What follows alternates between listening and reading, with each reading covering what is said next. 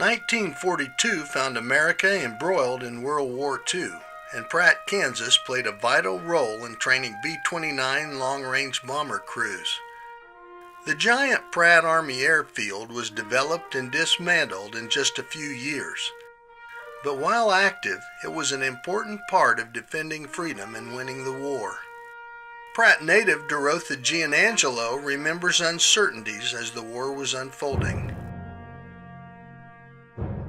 We didn't have television. We were not too well informed. We never knew whether we were winning or losing in that particular war. We did not get as detailed reports as we do now. We were more aware, of course, of the European front. It was that following year that we became aware of the Japanese front.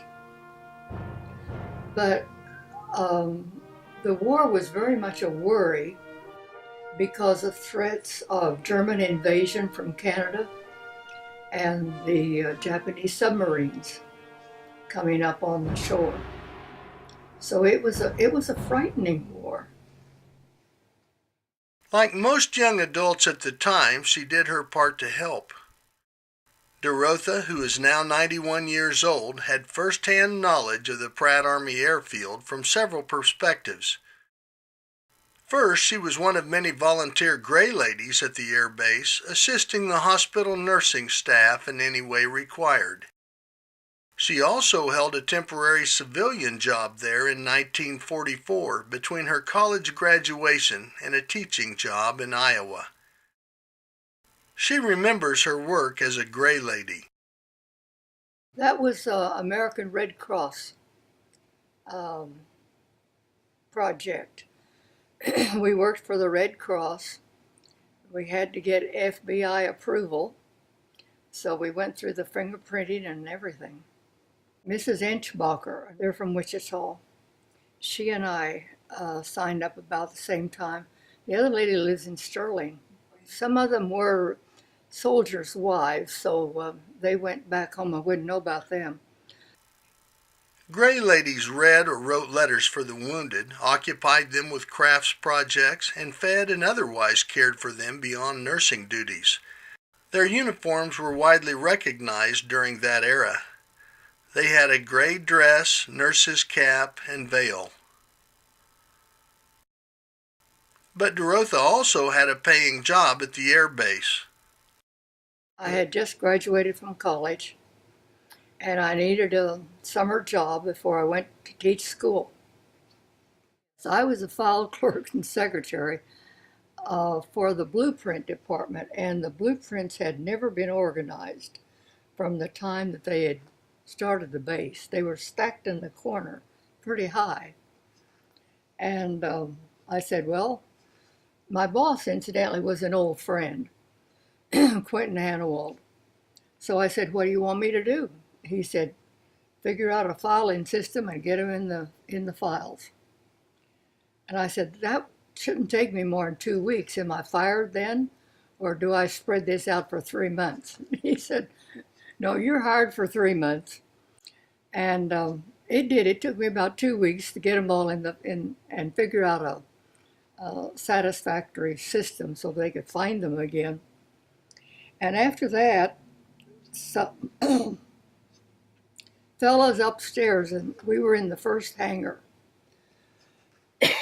who were majors, found out I had time on my hands and started bringing me their correspondence.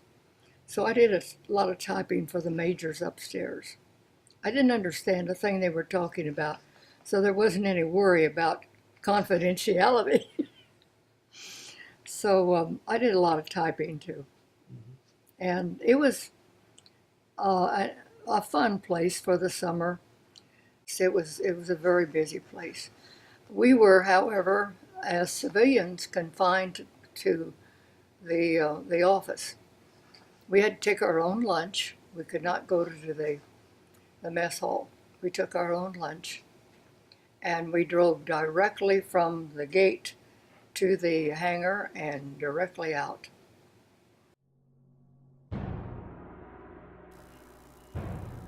It was war, and even in the safety of the homeland, there were grim reminders. Training accidents and loss of friends were unforgettable consequences.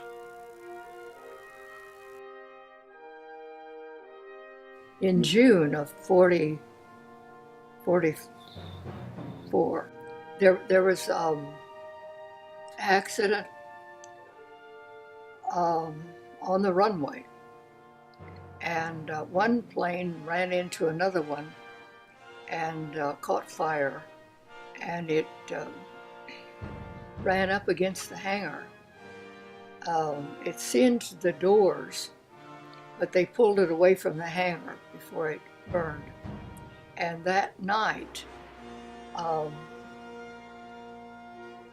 men who had been burned in that accident were in the hospital when I went to work. And they sent me in to take a letter. One man wanted to dictate a letter, and he was in severe pain from these burns. He was all bandaged. They told me penicillin salve. Penicillin was quite new, and they were trying the penicillin salve and the bandages. And the letter turned out to be to his mother, telling her that he thought he was dying. And yes, this upset me quite a bit. I wasn't old enough for something like that, and I wasn't trained for something like that. But I did have sense enough to not seal the letter and not send it. I put it on the chaplain's desk. I did have that much sense.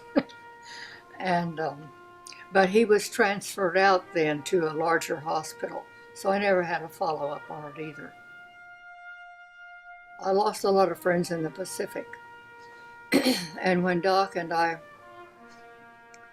were doing mission work, we were sent by Rotary Club to a Vietnamese Cambodian refugee camp in the Philippines. And one Saturday afternoon, our boss took us on a sightseeing tour, the only one we had. Otherwise we were confined to base.